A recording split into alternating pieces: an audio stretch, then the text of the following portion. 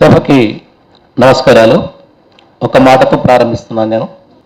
పాతకాలంలో దేవతలు కనిపించి ఏం కావాలన్నా వరమిస్తా కోరుకో అంటారట కదా. ఒకవేళ అది ఇప్పుడు నిజమే అయితే మాత్రం తెలకపల్లి రవి గారికి ఆయుష్ పెంచమని మాత్రం నేను అడగదలుచుకున్నాను.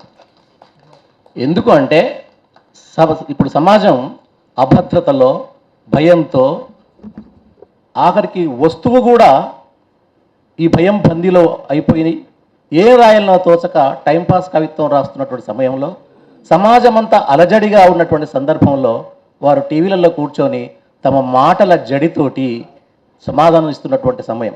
అలాంటి వాళ్ళ చాలా తక్కువ మంది ఉన్నారు. ఇప్పుడు అభ్యుదయ శక్తులు అనుకునే వాళ్ళు కూడా ఇప్పుడున్న పరిస్థితిలో భయమో లేకుంటే కులాల పట్ల అభిమానమో అట్లాంటి వాళ్ళు కూడా తమ మూలాల్ని వెతుక్కుంటూ వెనక్కి వెళ్ళి అటు ఇటు తేల్చుకోకుండా పిల్లి మొగ్గలేస్తున్న కాలంలో నిఖార్సుగా తన మాటల జడిని కురిపిస్తూ సమాజానికి సందేశం ఇస్తున్నటువంటి వారి యొక్క పుస్తకావిష్కరణలు ఈరోజు జరగడం సంతోషకరం.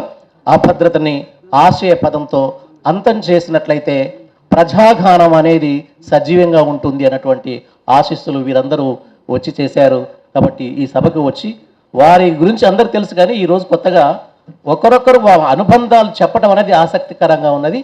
వారందరికీ నేను ధన్యవాదాలు చేస్తుంటూ కె ఆనందచారి గారి సభాధ్యక్షత వహించినందుకు వారికి, అట్లాగే ప్రసిద్ధ కవి నిఖిలేశ్వరి గారు మళ్ళీ ఈ వయసులో కూడా